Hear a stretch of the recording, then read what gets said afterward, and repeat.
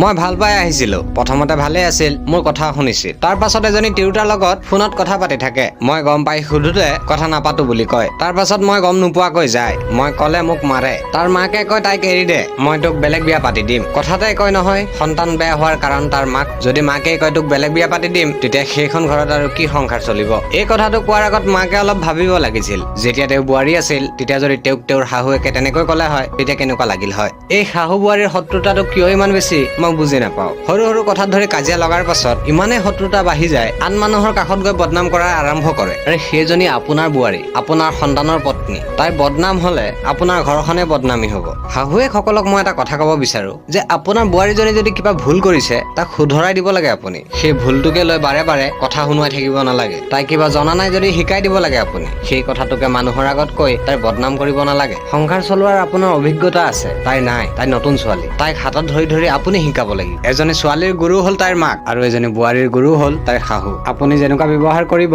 তাই তেনেকুৱা ব্যৱহাৰে শিকিব। আৰু এটা কথা, আজি আপোনাৰ ল'ৰাটোৱে পৰকীয়া প্ৰেম কৰিছে, আপুনি উঠাই দিছে। কালি যেতিয়া আপোনাৰ জোৱায়ে পৰকীয়া প্ৰেম কৰিব, তেতিয়া কি কৰিব? আজি আপোনাৰ ল'ৰাটোৱে পৰকীয়া প্ৰেম কৰিছে বাবে বোৱাৰীজনী বেয়া। কালি যেতিয়া জোৱায়ে পৰকীয়া প্ৰেম কৰিব, তেতিয়া জানো ছোৱালীজনীক বেয়া বুলি ক'ব পাৰিব? আপোনাৰ ছোৱালীজনী আপোনাৰ বাবে যেনেকুৱা, আপোনাৰ বোৱাৰীজনীও তাইৰ মাকৰ বাবে তেনেকুৱা। গতিকে নিজৰ বোৱাৰীজনীক অলপ মৰম দিবলৈ চেষ্টা কৰিব।